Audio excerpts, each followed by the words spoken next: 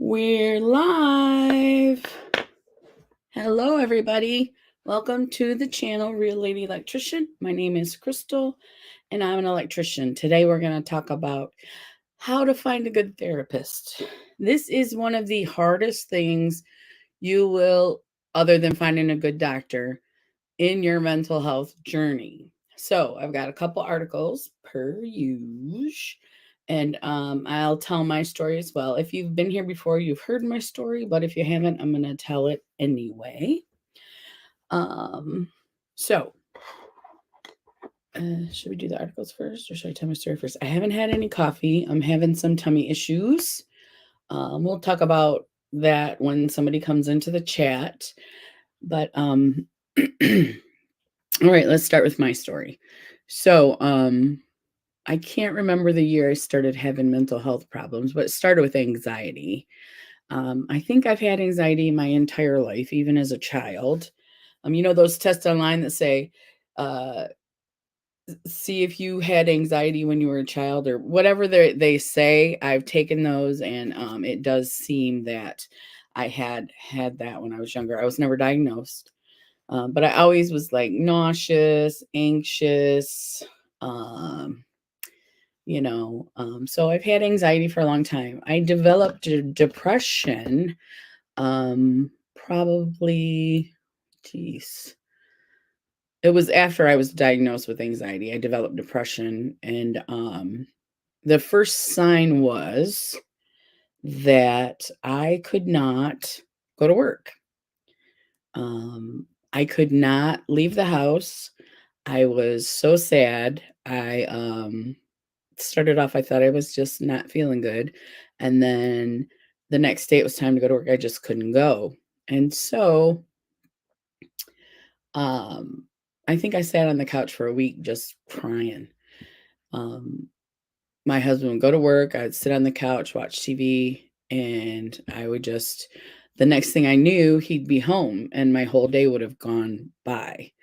So I think I was basically in my head all day, not realizing, not in the moment, like we talk about sometimes. I was definitely in my head for 6, 7, however many hours, and just sad. Just sad. Didn't want to get off the couch. Um, it's the first time I had experienced the deep depression, and I just could not do anything. So I think it went by for a week or two, probably not much longer, because I was like, something's wrong. What's wrong? I don't know what's wrong.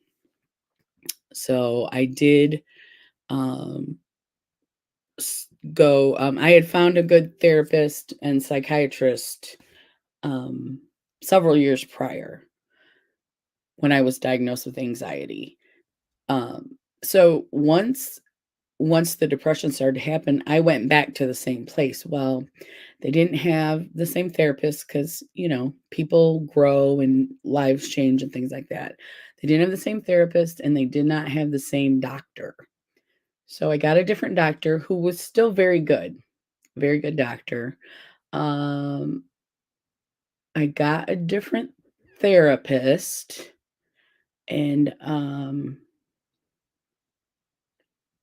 trying to see what did I do? Maybe I didn't go to a therapist. Maybe I just went to a doctor. So I got the medications for depression. Um, I had been on those before when I was having the anxiety. And he just adjusted my dosages because I don't know if I had stopped taking them. At this point, I thought it was curable. I had no clue. This was before all the mental health information that we have now. And so this was all work related. This depression was all from work. The anxiety was from my marriage earlier, but this depression was specifically caused by my work environment. And so went to the psychiatrist. I had to be going to a therapist there because you had to go to the therapist first, and then they would recommend to the psychiatrist what they thought you needed. He was a nurse practitioner. He left that company and moved to a different one, which was closer to us, and we were very happy about that because my husband was also seeing him at this time as well. And, then I tried another therapist from their company, did not work out for me. I think also by this time, after this first depression episode, the severe one, I had another one in 2017, no, 2018. And this one was from drinking. This one was it was work related, but I was drinking to forget about work. I was drinking a lot, like 2 bottles of wine and then, um, some shots. Eventually so it started with just wine, and then it increased from a bottle of wine to 2, and this was all to help me sleep. Bottles of 2, then that wasn't working, so I thought 2 bottles was definitely plenty, and then I would add some shots in there. So at this time also I was taking Klonopin, which is an anti-anxiety medication, but I was drinking at the same time, which is very dangerous. If you are on a benzodiazepine and you drink alcohol, it can cause seizures. So what happened at this time though, I was like, I'm drinking way too much. I'm not dealing with work. I don't know what's going on. I ended up going into rehab, and I was definitely in rehab 2018. So the whole depression thing was before that, but I went into rehab. I hope I haven't confused anybody. So I went into rehab. I met the best counselors I have ever met. I met some good doctors, but I didn't really like the doctors so much. But met some very good addiction specialists, counselors. There was a lot of, you know, a lot of structure there, classes to learn about alcoholism, how it can be genetic, how it is a disease. I learned a lot in that during that rehab. I have not been back because my therapist diagnosed me and said, Crystal, I don't think you're an alcoholic before I left. She said, I want you to look into ACA, which is Adult Children of Alcoholics. So that began my journey into adult children of alcoholics. And I've never talked about it on here because it is like an AA thing, it's a privacy thing. So if you have any questions about it, you can DM me at Real Lady Electrician on Instagram. You can message me. How do you message people on YouTube? I don't know if you can message people on YouTube, but you can put a comment when I post a Wellness Wednesday live, anything like that if you have questions. And let's see. So I learned a lot in rehab, I have to tell you. It started my mental health journey because I thought I was just an alcoholic. My dad was an alcoholic. My mom had anxiety and depression, or depression. My dad had anxiety. My mom had depression. And I learned so much at this rehab about myself, about my family dynamic, things that happen. And so when I got out of there, I still went back to my regular doctor, my regular psychiatrist. He is a nurse practitioner. And he said he didn't, he wasn't aware of my addiction. I said, because I didn't tell you. It wasn't, I'm not putting it on you, but he took me off the Klonopin and put me back on all the medications that they changed me to at the rehab. So I no longer take any benzodiazepines or anything like that. And you'll see on if you come to slumber party, I do drink. I don't drink all the time, and I don't drink especially if I'm depressed, because I need to figure out why I'm depressed and work through that, and alcohol does not help. Alcohol will not help you through that. So when actually usually the stuff I have a problem with comes out when I'm drinking, and then when I'm sober I have to, mull it over and figure it out. And I did find a therapist in my city, very good therapist, very one of the best therapists I had ever had. Not better than the rehab therapist. She was really good, but in after that I found a really good therapist. And that's why we're talking today, because I had gone through some therapists, and she just really helped me to understand how to find a good therapist.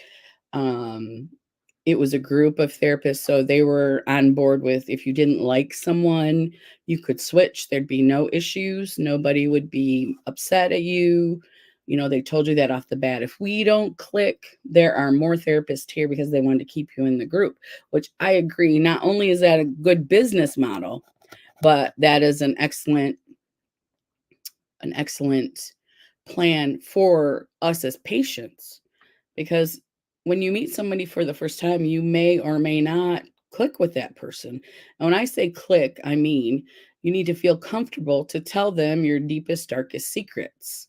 Because if you don't trust them or like them, you will not do that. And that's how you get help through therapy, is discussing things that you wouldn't discuss with anybody else, basically.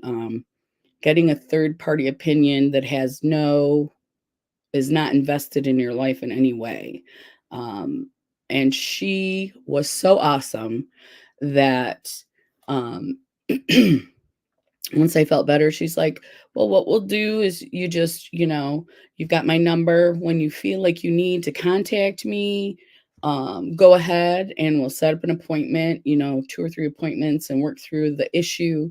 But as of right now, you're doing well.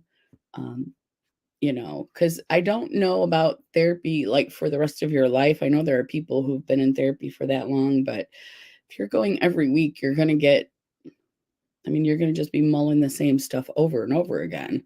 So she was really working with me to resolve an issue, to help me resolve and to give me coping mechanisms. Um, so I would say she was the best therapist that I have ever had. So the therapy place closed. I do still have her number, but there is a peer therapy support group in my city, which is people who've been through the same thing that you have, and you can talk to them. And again, they don't know you. It's all private, and so I am looking at trying that right now. And again, if you don't click with a person, you can switch to a different peer support person. Um, and that's where I'm at. So I've had bad therapists, I've had good therapists. If you have any questions about what's a bad therapist, what's a good therapist, and we don't cover them in this live, feel free to put comments in. I'll be checking my comments. And all right, let's get started on these articles. The first one is, oh, that's two. Why is it so small? No, I hit the wrong button. That's why. There we go. How to find a therapist, 8 tips for the right fit. Like I said, this person needs to be the right fit for you. My therapist may not be your therapist. So when someone asks like who do you talk to, I will recommend them, but I will say if you don't click with this person and you don't feel comfortable telling them everything that you need to tell them, then that's fine. You don't need to go to them. And when that place was open, I would say then you can find a different therapist in that group. Because I know so many people who go to therapy and don't find resolution, but they don't like their therapist. So I'm like, so why didn't you find a different one? Well, I didn't think I could, or, because a lot of it is insurance as well. We here at the Wellness Wednesday Live on Real Lady Electrician's channel, we know that, I just lost my train of thought. I haven't had any coffee today, and we weren't talking about it because my tummy is not happy with coffee right now. So, okay. So what was I saying? Oh, I wish I could rewind and see myself. Right? What'd you say, Crystal? Okay. So, yeah, so this is how to find a therapist. Oh, I know what. We went to the article and there was something I saw. 8 tips for the right fit. The right fit. Yeah. Okay. And that's what I was talking about, the right fit. Someone you can talk to, someone you're comfortable with. Um, because if you're not comfortable and you can't talk to them, it's basically it's not going to help you. You're going to waste your money and your time. And like I said again, insurance, that's what I was talking about.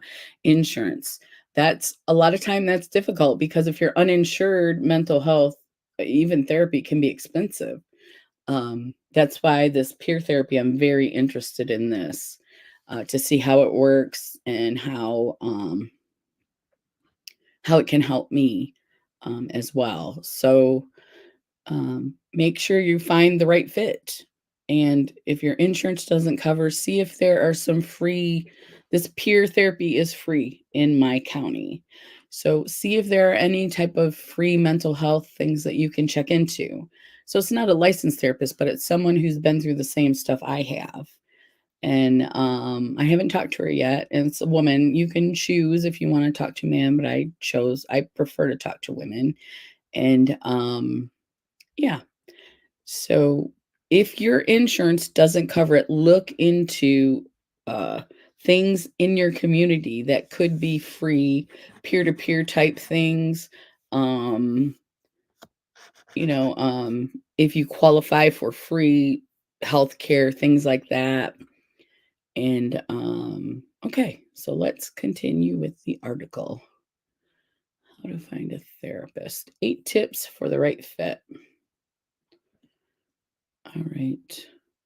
We sat down with a couple of experts and have these tips to share about how to find a therapist. See if they can help you in your search. A quick look at our 8 tips for finding a therapist. So, this is just like the headers, and then we're going to get more into detail in the article. Define your goals. Consider your insurance and finances, referrals from people you trust, search through local resources, use trusted online databases, research national organizations, ask your therapist questions, and trust your gut. If you're considering therapy, whether to restore a relationship, recover from a trauma, oops, where'd I go? Okay. Adjust to a new life phase, improve your mental health, or just talk with someone, finding the right therapist is the first hurdle to cross. Researchers have found that the bond between you and your therapist is likely to have a big effect on your growth. That's why it's important to do your research, ask questions, and pay attention to your own responses in your search for a therapist right for you. If you're new to therapy, the number of mental health professionals can be overwhelming and confusing, but having some goals and tips in mind may help you find the best mental health professional that you need. Follow along for some tips we offer to make the process follow along for some tips we offer to make this process easier for you. Healthline tips for finding the right therapist for you. Alrighty. Okay. Okay. Let's see. Let's go back to the article.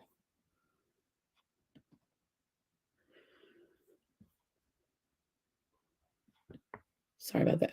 Healthline's tips for finding the right therapist for you. This is Healthline. Does it say healthline.com health?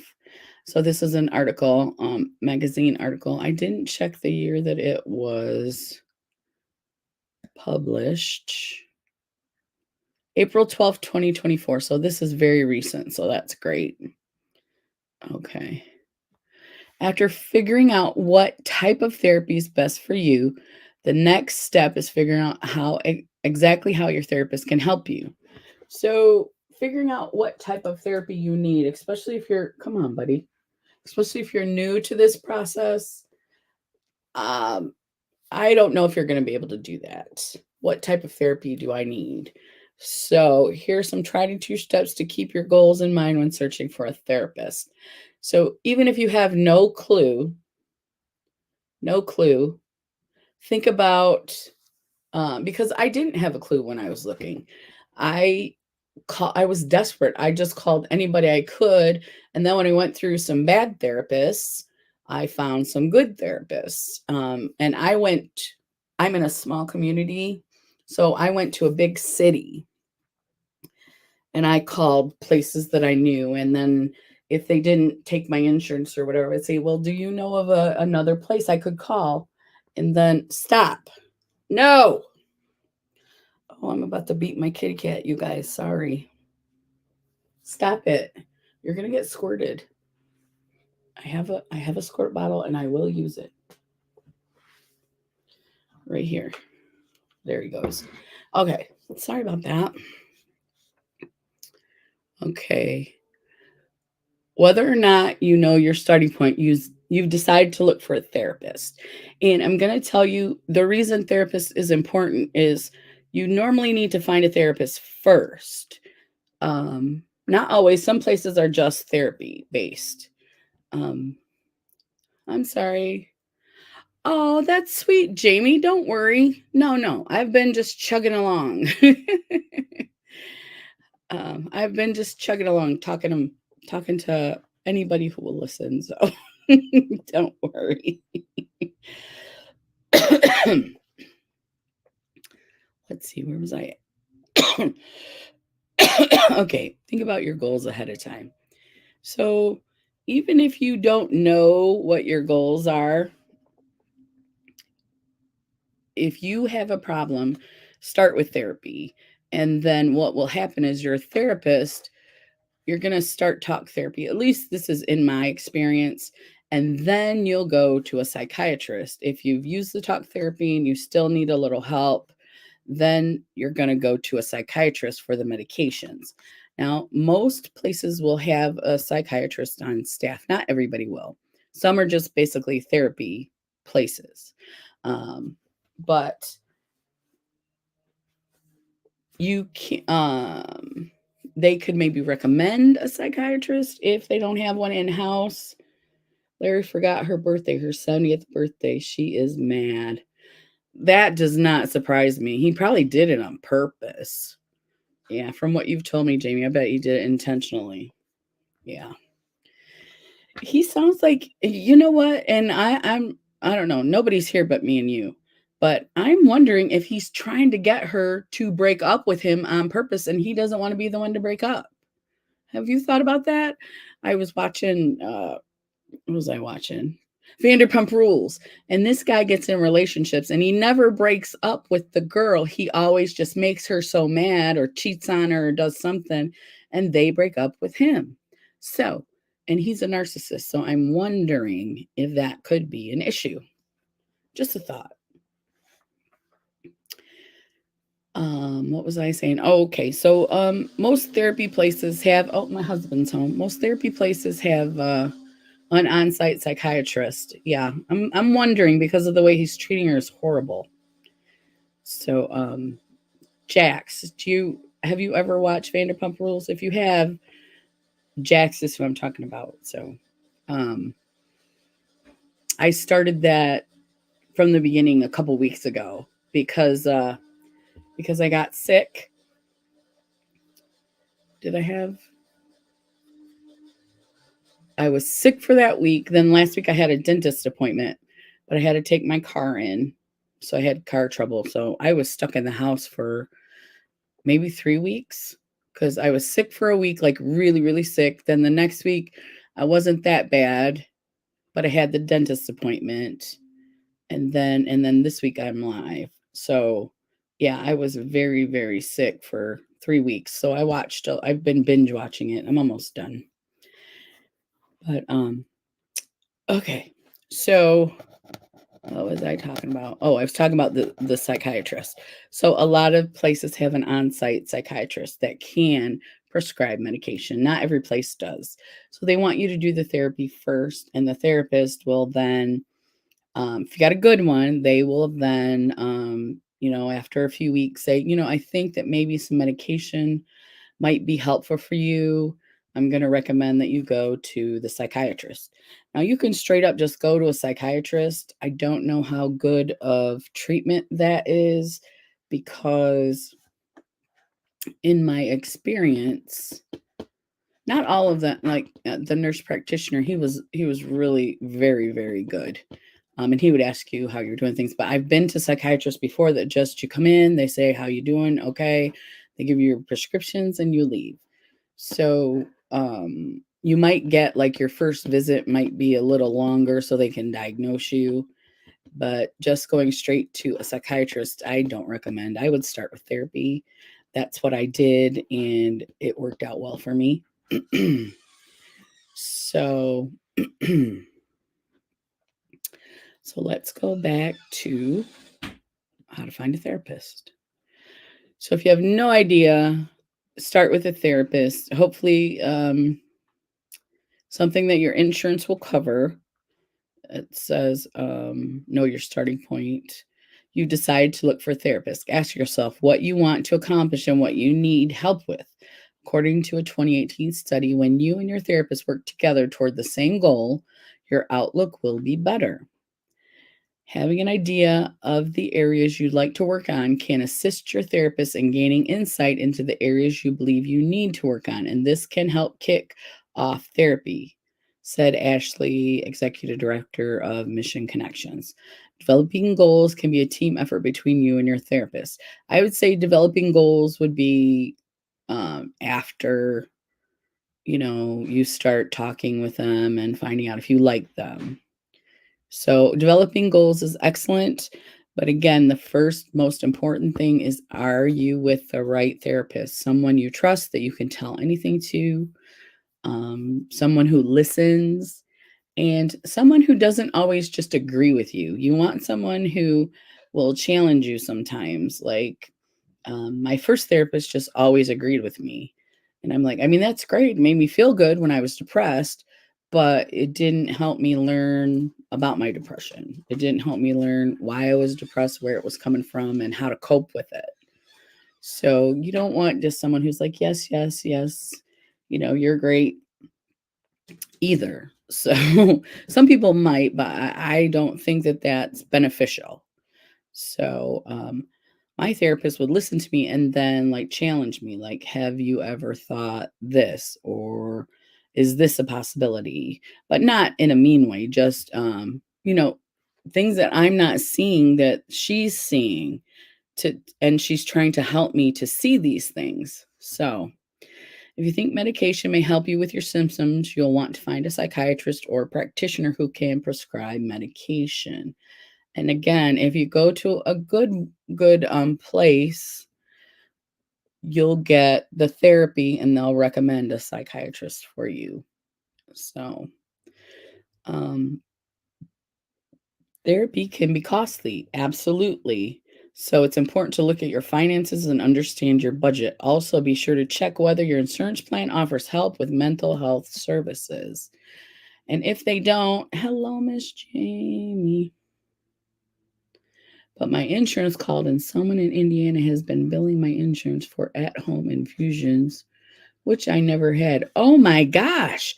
Somebody is stealing your insurance stuff.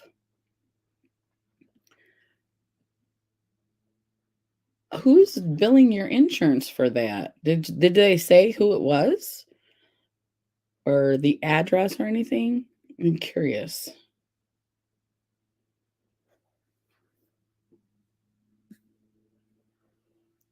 Hmm, that's crazy to me. All right.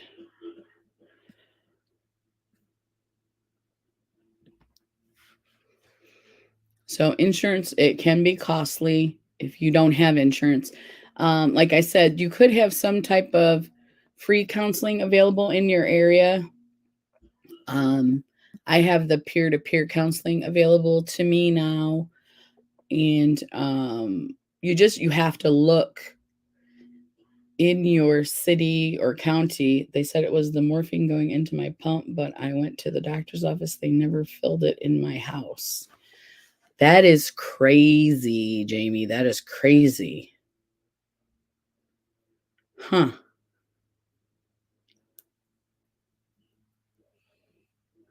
And then you don't even have the pump anymore. What are they?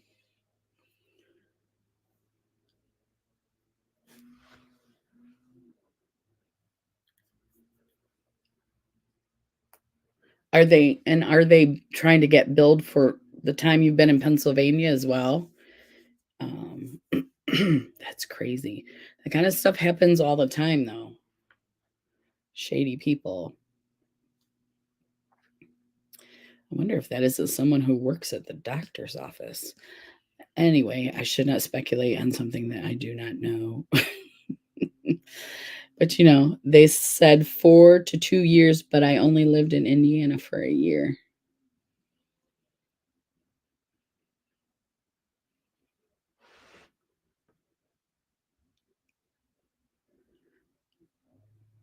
That's weird. That's very weird.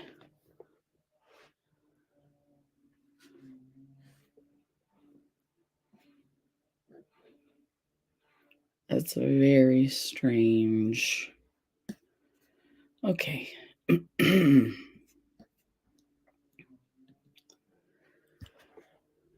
Oh, that's why I went to the picture. I went to here.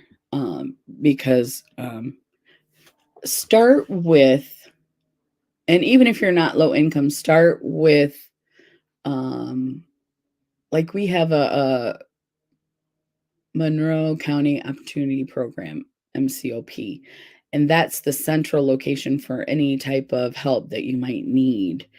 Um, there may be some place in your city or county that has that. And I guess internet, ask around. I would even try, if you have a place where like people apply for low income assistance, try there. Because even though you may not be considered low income, you have no insurance and you can't afford the payments. Um, there may be something available to you, or they can direct you to someone. So if you're not sure, start there for sure. And hopefully they have a lot of resources that you can check. Okay, so let's get back here.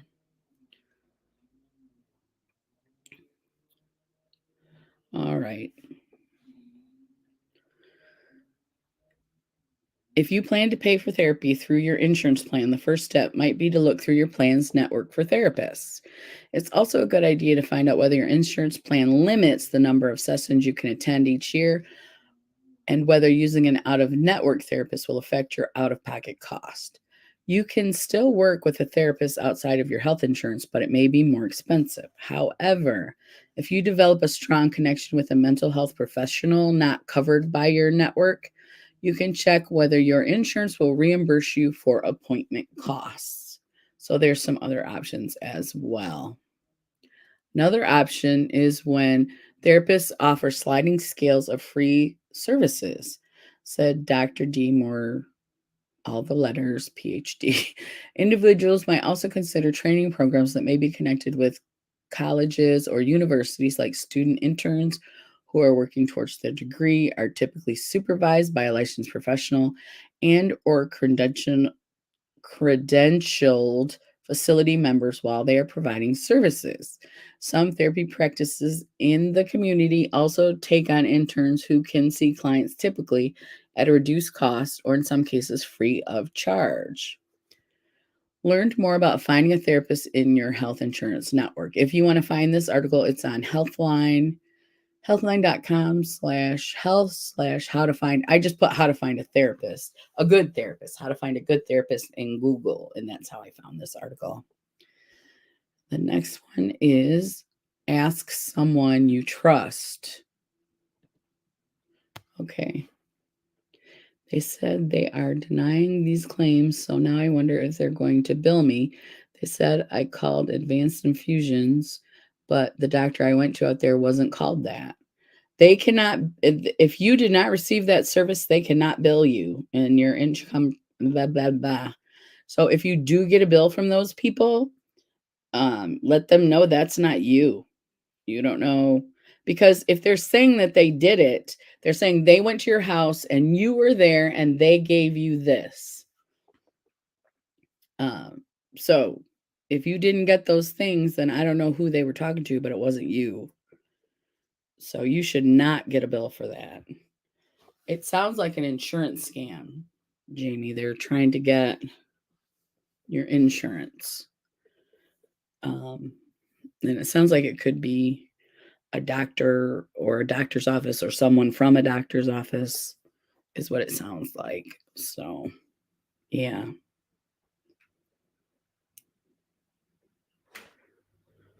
Yeah, that makes no sense. So if the insurance company is denying the claims and they said it's been happening for 2 years, then they would have billed you already. Yeah. So if you haven't received anything in the mail from these people, you're not going to. They're trying to scam the insurance company. So is what it sounds like. I can't say for sure because I don't know, but um so I did not have any caffeine today, so I'm a little tired. Um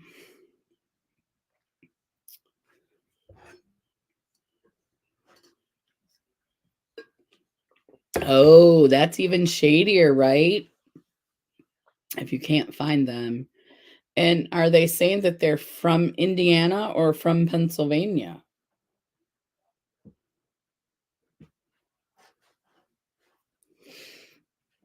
Mm, yeah, that's crazy. All right, let me get back to the article. I think since it's just us here, we're going to cut it short today. Uh, Ask someone you trust. A referral from a friend, colleague, or doctor you trust is another way to find a therapist who might be a good fit for you. While a referral is a good place to start, it's important to recognize that you may have different needs and goals with your therapy than the person giving you the recommendation. So, a good match for them might not be as beneficial to you. And that is true. My therapist, like we said earlier, may not be your therapist. 2022 to 2024 in Indiana. I lived there 2022 to 2023.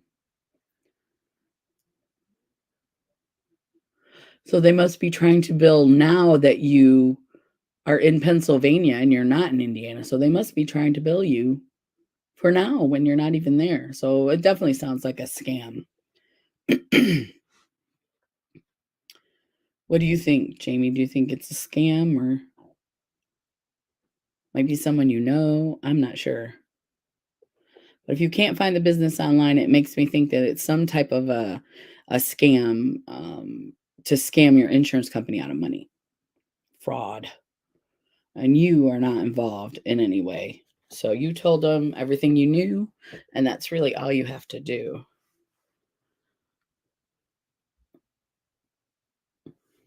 So since I've been sitting around for 3 weeks, my back has been I need to get up and do stuff. I'm losing, strength from being sedentary. But that cough, I was down for an entire week. I couldn't go anywhere. I couldn't do anything. My mom came to visit and I was like, I'm just gonna stay home this time because I don't want to get anybody sick. And this cough is horrible. Like it hurt. It was so bad. I was in pain. So I think it's a scam, but how do they know? How did they know when I got the pump? See, it could be somebody that's in your somebody could have gained access to your medical files, but 2022 to 2024, I don't know. I don't know. And I don't understand all scams because, you know, I don't think like that. I don't think you do either. But people will do just about anything to get money other than work. So, uh, so these scams are elaborate now. They're very elaborate. They will pretend to be you. They have all that AI junk.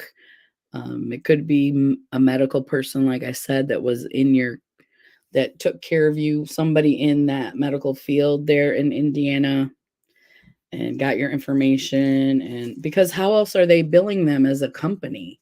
They have to be billing them as this, what was it called? The name of the place. Advanced Infusions. So they had to create a fake business and get whatever information they needed to bill your insurance. And so they got your insurance information somehow. It had to be through some medical, like they could have hacked one of your doctor's offices or something.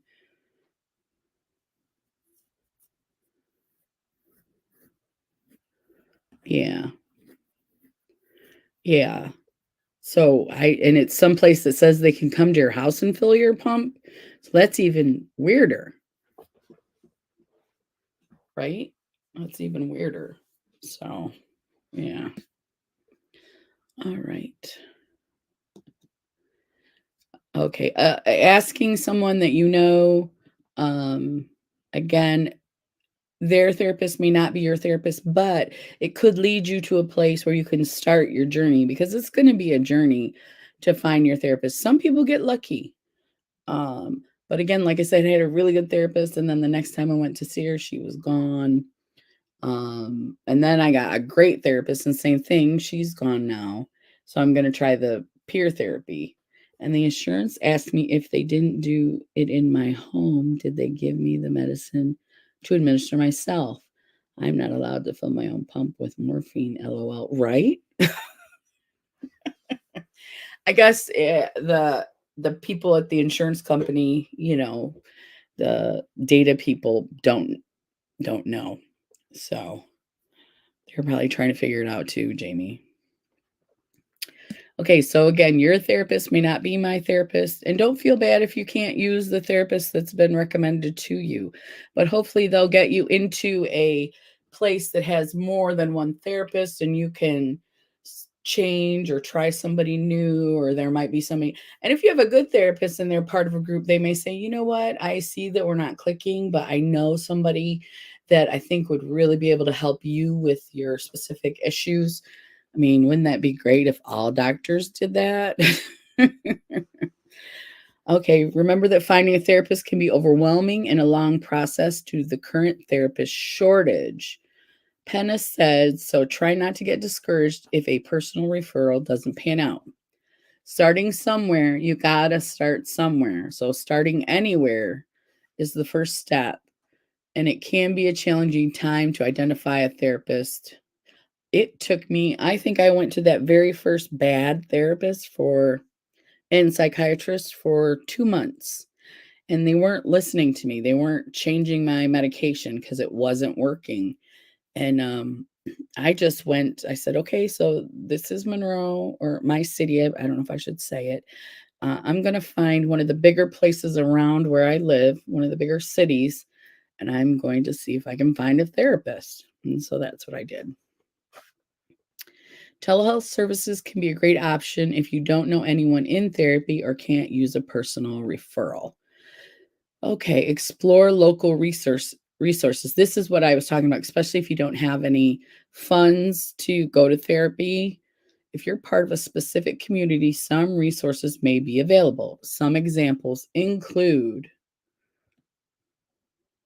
students with access to a university counseling center, a workplace wellness or employee assistance program, group or one-on-one therapy through a local advocacy organization.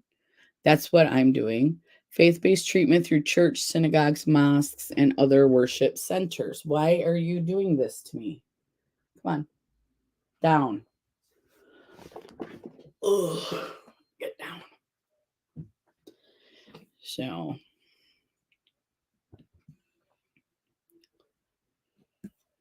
okay, let me go back.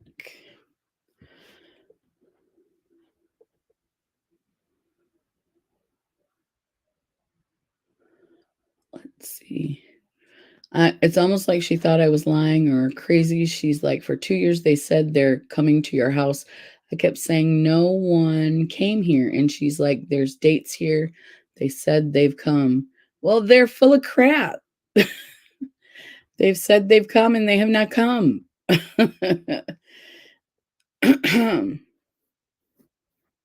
I don't know. She might be crazy too. So,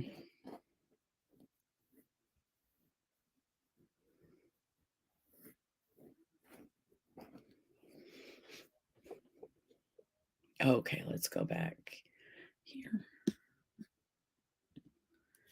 Use a reliable online database. Several mental health organizations maintain up to date, searchable databases of licensed therapists. If you feel overwhelmed or are having difficulty identifying a therapist through local referrals, searches online can provide immediate resources. Your search could start simply by typing in your zip code to generate a list of counselors in your area. You may also be able to search for specialists like marriage and family counselors or therapists who focus on drug and alcohol use. Some of the most commonly used online search tools include, now, this is an important list that we probably need: American Psychological Association, American Association for Marriage and Family Therapy, Association of LGBTQ plus psychiatrists. Um,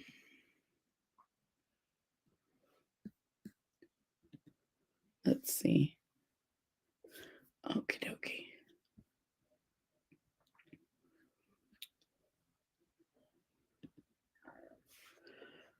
Let's see. Reach out to organizations that address your area of concern.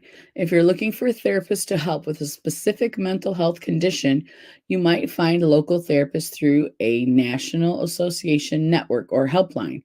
Here are a few examples of organizations that offer search tools to help you find a specialized therapist near you. Okay. National Alliance for Eating Disorders, Anxiety and Depression Association of America, and National Center for PTSD.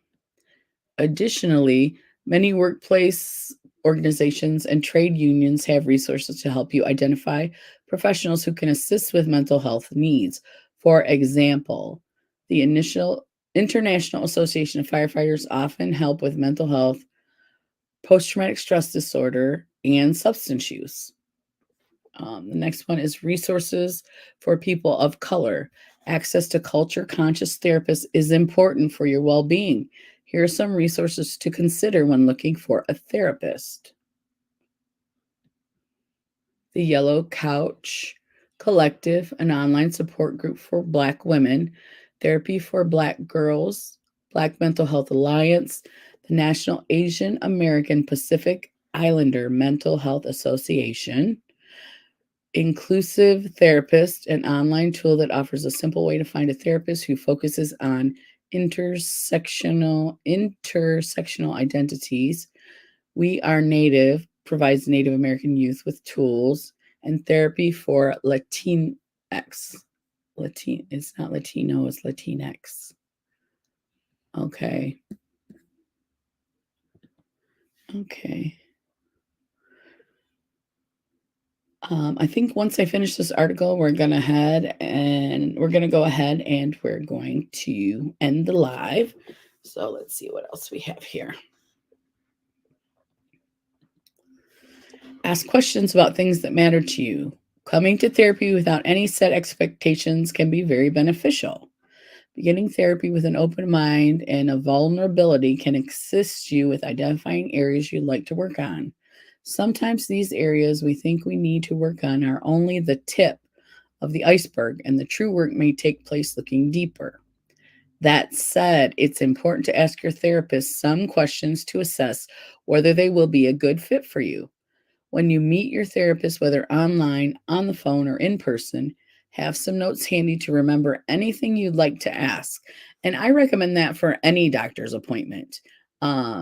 Any doctor's appointment you have, therapists, all the other things, make a list. I used to tell my grandma, make a list of what you want to ask because they're going to be in and out. And if you don't have the list, you're going to forget everything you wanted to ask. Do all therapists specialize in all kinds of problems? Because I saw a psychiatrist for grief, but never talked about other issues. Um, were they specifically a grief counselor? A psychiatrist for grief? Um, yeah, you can find therapists for something specialty or just general. Because when I started, I just found a therapist. I didn't have anything specific because I didn't know what was bothering me. And then if I had a specific issue that they couldn't help me with, um, I either looked for another therapist or um, when I had the really good ones, they would have probably recommended someone, but they were really good and I didn't need to go to anybody else. You don't remember how you found them? Yeah. You probably were a little bit in a fog at the time anyway. But there are special grief counselors. A lot of specialties are also for grief counselors for kids. Yeah, yeah, you probably weren't. Um, you probably were a little foggy at that time if you were depressed and everything too. So, hopefully they were able to help you somewhat. But now if you were gonna go, I would recommend a grief counselor if that's specifically what you wanted to talk about. I was in a very dark place at the time. Yeah, yeah. If you don't know what you need to go to, just go to a therapist, but if you need someone that specializes. Now, I went to an addiction specialist after I left rehab, and I did not find her to be, um I did not find talking to her to be beneficial.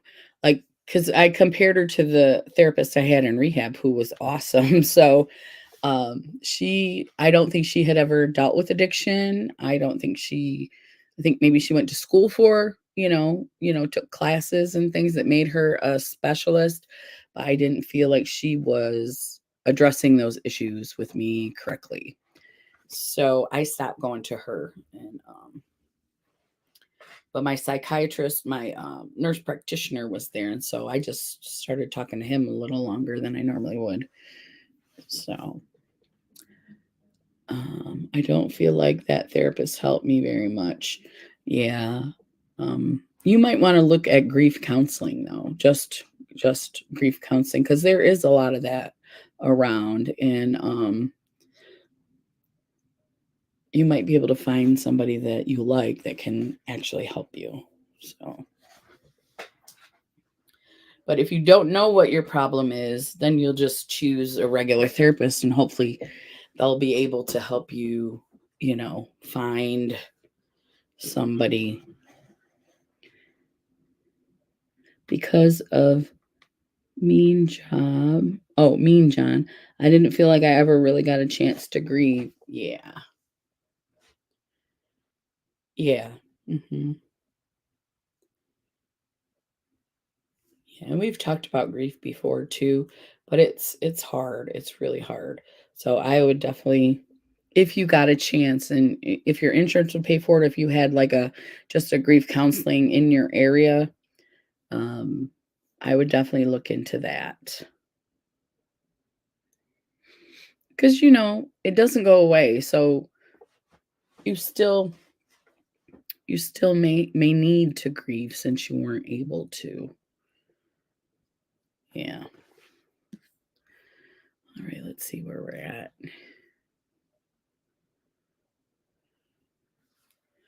Let's see. Coming to therapy. Okay. Identifying areas you'd like to work on. It's important to ask the therapist some questions to assess whether they will be a good fit for you.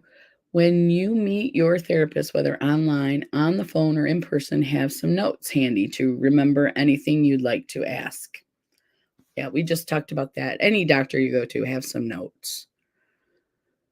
Sometimes individuals believe they need to hold back on requesting certain information from mental health service providers. A licensed clinical psychologist, um, Dr. Matthew Boland, but client patient rights allow for getting all your questions and concerns met. Platforms should have built in methods to help you address any concerns you have. The American Psychological Association suggests a few questions to consider asking your therapist during your first session. Now, this could be very helpful. Let's see what questions they have listed. Scrolling down.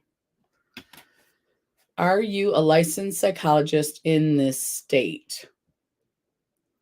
How many years have you been in practice? How much experience do you have working with people who are dealing with the issue you'd like to resolve? What do you consider to be your specialty of area of expertise? What kind of treatments have you found effective in resolving the issues you'd like to resolve? I'm going to tell you, I have not asked them any of these questions. The Anxiety and Depression Association adds questions like these. If I need medication, this one, can you prescribe it or recommend someone who does? That's important.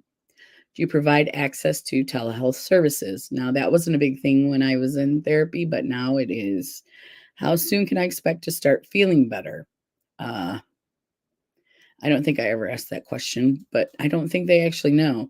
What do we do if our treatment plan isn't working? And that's a good question to ask. I never asked that, but like I told you, the really good therapist that I went to, the last one, she said, if there's anything that we're not getting taken care of, we can always switch to someone else or things like that. Note, if you've ever been abused by someone in authority or affected by trauma or racism, you may want to ask questions that help you find out whether a potential therapist is culturally informed and sensitive to your experience. Whether you see a therapist in person, virtually, you want to pay attention to any factors that make you feel uncomfortable. Therapy is meant to be a welcoming and accepting space for any and all feelings that come up. Some potential red flags to look out for include: does the room make you physically uncomfortable? Does it feel private and secure? Are you experiencing overwhelming feelings of anxiety or panic? Some anxiety or nervousness is understandable, but you'll want to communicate to your therapist if you're experiencing symptoms of an anxiety or panic attack. Do you feel comfortable telling your therapist anything? Are they making you feel judged or uneasy in any way? That's a very important one. Is your therapist completely present with you throughout your session? If your current therapist seems unable to modify their approach to help you feel heard, it could be a helpful time to switch. Those ones are pretty good. Potential red flags to look out for. That part I did like. And then 8 is pay close attention to your own responses. Let's go back and see if Miss Jamie is. Yeah, okay.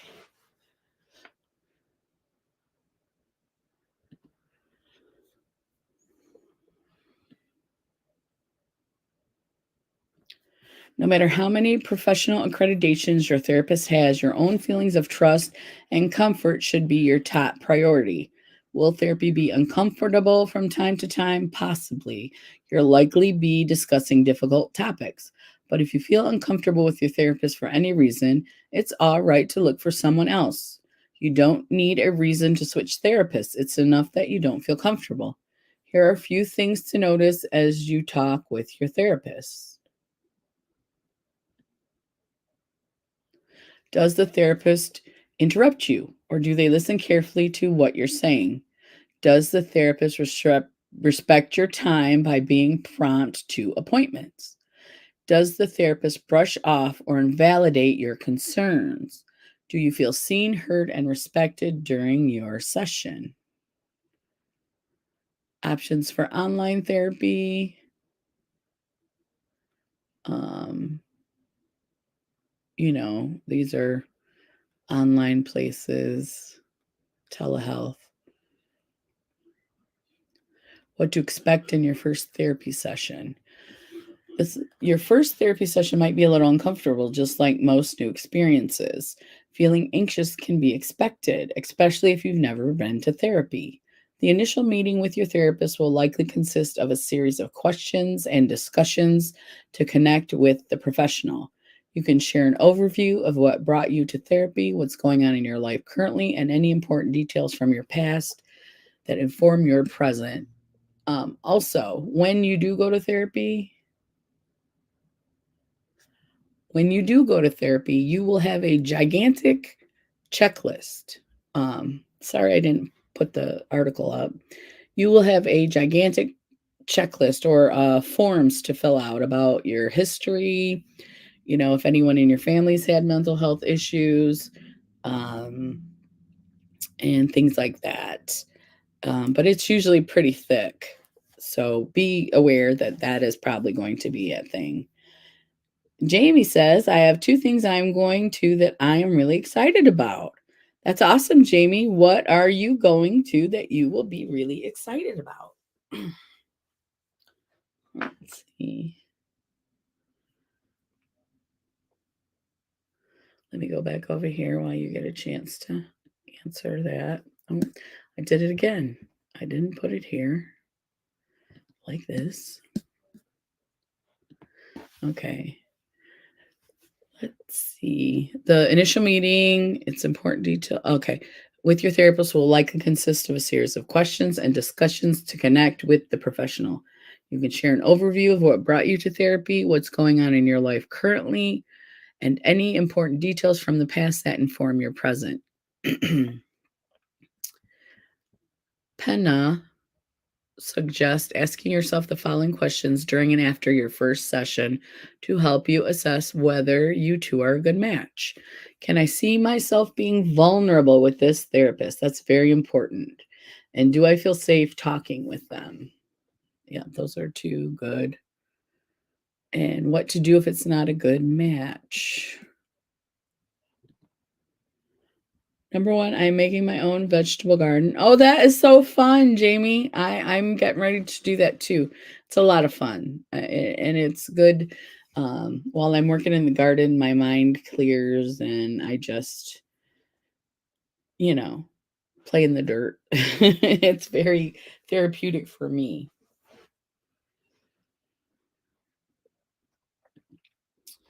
Okay, what if it's not a good match? This is a really long article, guys. Bottom line. Okay.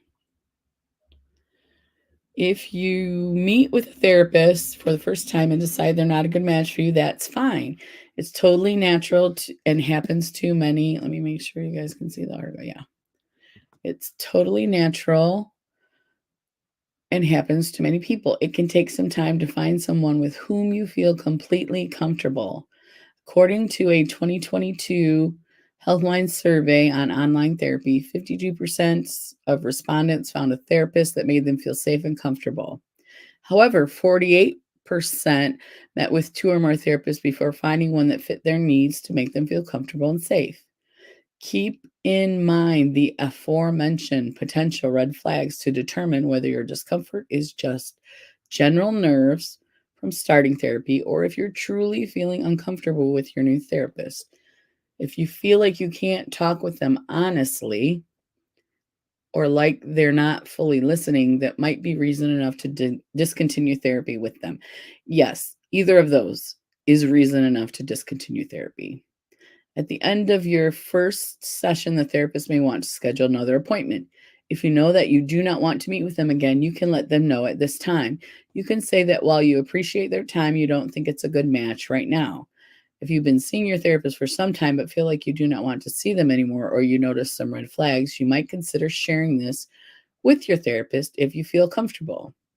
Your therapist may be able to help you understand why you aren't a good fit and provide you with referrals to other therapists who may be able to meet your needs in a different way.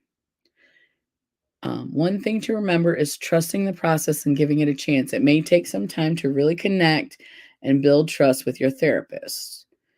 Um, let's see. Laramie Applecamp, Healthline employee and tester for Better Health, changed their therapist after a while because they weren't meshing. I feel like my initial therapist didn't meet all my preferences. If you do not feel comfortable communicating with this to them face to face, you can also text, call, or email them and let them know you're no longer interested in seeing them. Regardless of how you choose to tell your therapist, it is important that you inform them instead of not showing up to your next appointment without an explanation. Many therapists have cancellation policies, so make sure you cancel at least 24 hours before your appointment to avoid a fee. And that right there, you definitely want to avoid a fee. So make sure you cancel in a timely manner. I found online how to make DIY dentures and partials at home. Well, that is interesting. Huh. That's very interesting. Ooh, we'll have to talk about that on Friday.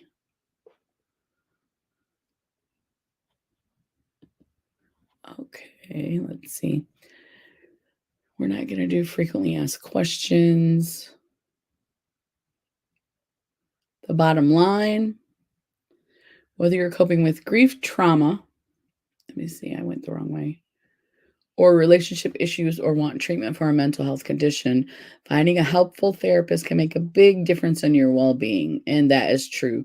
To find the therapist who is a good fit, start by considering practical matters like licenses, insurance coverage, location, and specialties. You may find that friends, colleagues, and healthcare professionals are a good source of referrals. You may also find options by using search tools provided by organizations that address your specific concerns. When you narrow down your choices, you may find it helpful to think about your goals and questions. Unfortunately, finding the right therapist is a personal matter. Human connection is the heart of effective therapy, and you can build that sense of connection whether you talk with your therapist in person, on phone, or online. All right. Oh my gosh, for less than $100, yeah, we need to do something. We need to do a video or something, Jamie, on how to do that. That is really cool.